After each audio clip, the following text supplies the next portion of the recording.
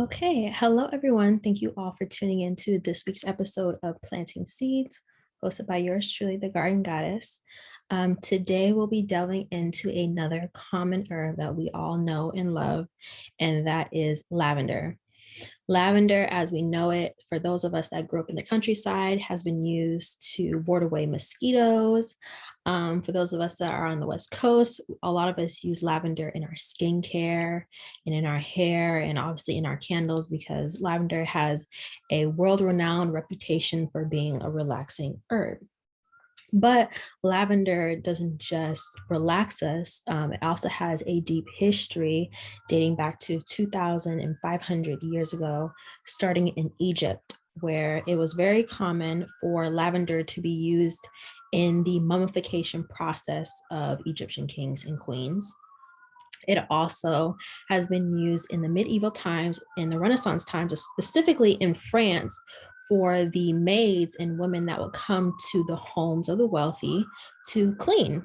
So a lot of the cleaning ladies were referred to as the lavenders, ironically enough, and what a cute name. Lavender has also been referred to in the Bible as the name spikenard. So lavender has maybe like three different strands. There's like the lavender that we all know and love. There's also like a spicy lavender. But just for this class, lavender has been known in the Bible as spikenard. And it was said, according to chapter 12 in John, that Mary was said to have anointed the feet of Jesus with a very costly ointment of spikenard, which is lavender. So lavender, it can go, the story goes on and on, not just in the Bible, but lavender has deep and rich history from Egypt all the way to Europe to even the Mediterranean region. It has been used for healing the body for thousands of years. And for us now in the 20th century or the 21st century, we now know lavender as basically the king or the queen of relaxation. And rightfully so, because I don't know anyone that can smell lavender and not just automatically unwind. But what is the spirit of lavender like? For those of you that have been in class with me before, whether it's a free mentorship, whether it's a white candle class, I highly encourage each and every one of you to meditate and pray to your herbs because every herb has a spirit. And the spirit of lavender is a quite eloquent, robust spirit that each and every one of you can get to know. So my experience with lavender as a spirit is that they are very, very calm, very eloquent, very clear in thought and essence. Lavender is one of the easiest herbs that you can work with because lavender can be grown anywhere. It can, it's easy to grow, as well as lavender is one of the only herbs that has the resilience and the wherewithal to be neglected and still thrive.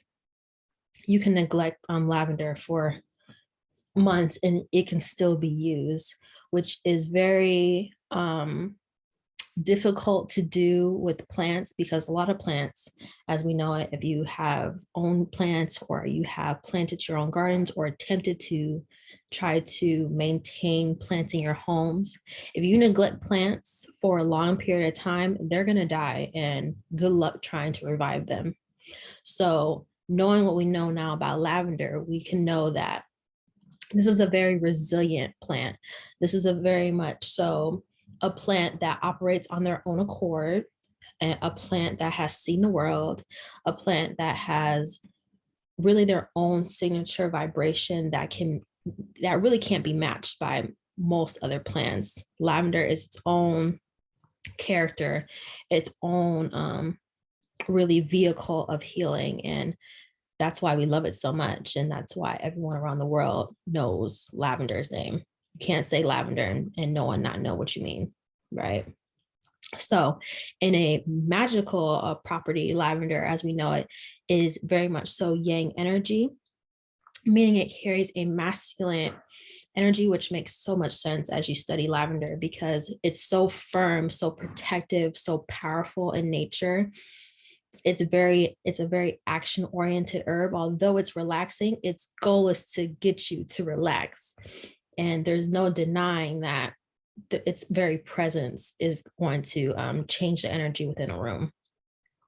Lavender is also governed by the air element. So as we know it, the air element governs our intellect, how we communicate, how we think, how we process emotions. So with lavender, we know that it's very much so a mind herb. It's an herb that is really attached to our crown and really can heal the three main areas of our body, which is our head, our heart, and our stomach.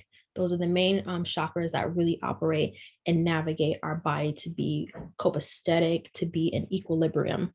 So with lavender, it also governs those three main chakras, and it helps us stay in alignment, but it always starts with the head, right?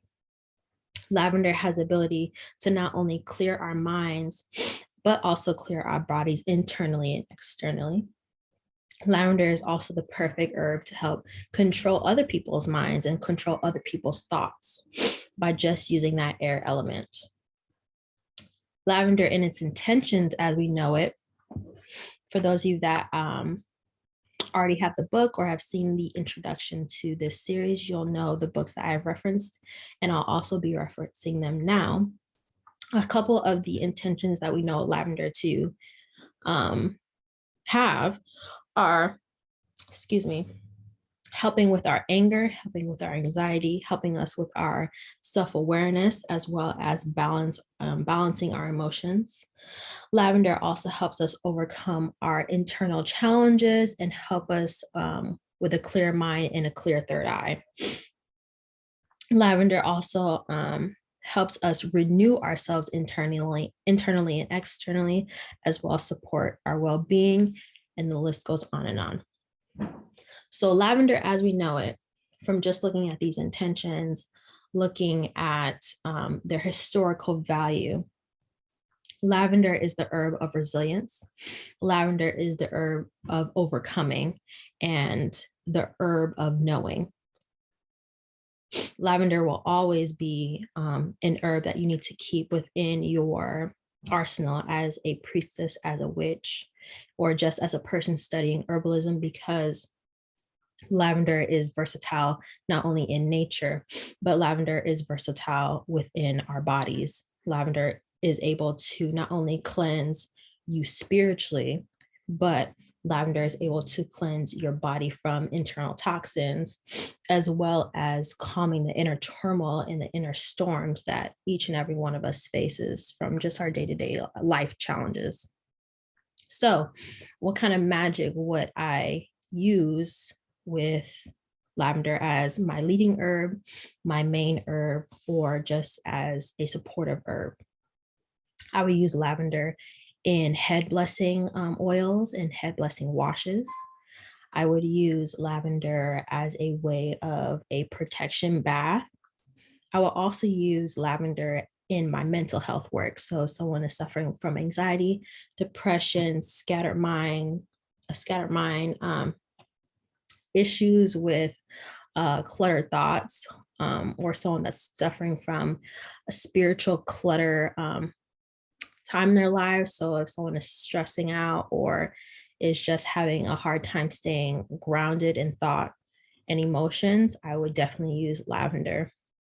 Lavender is a great grounding herb in times of panic, in times of stress, as well as in times of sorrow.